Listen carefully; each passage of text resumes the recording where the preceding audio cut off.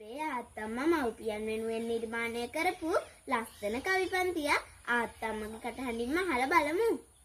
දස මස කුස දරා මෙලොවට බිහි කෙරුවා ඉපදුනදා පටන් නොනිදා නිදි වැරුවා කැතකුණු කියා නොසිතා පිරි සිදු කෙරුවා අම්මේ මතු දිනක ඔබ තුමි බුදු වේවා අව්වේ තිබෙන රශ්මිය ගැන නැත සිතුවේ වැස්සට තෙමෙනවා කියලා නෑ සිතුවේ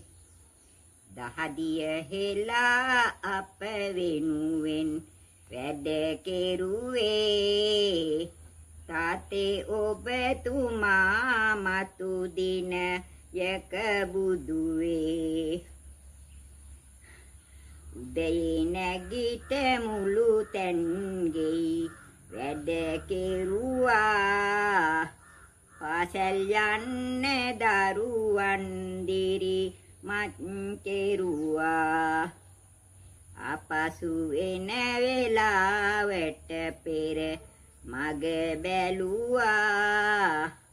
අම්මා මගේ අම්මා මතු බුදු වේවා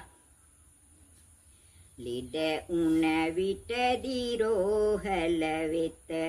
ගෙන යනවා කැමට මොනවා ඕනෑදැයි විමසනවා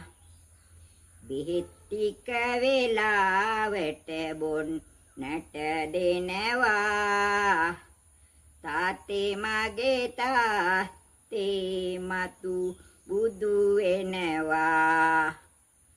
මේ කවි ගායනය මගේ මව්පියන්ට උපහාරයක් පිණිස දුව විසින් ගායනා කරන ලදී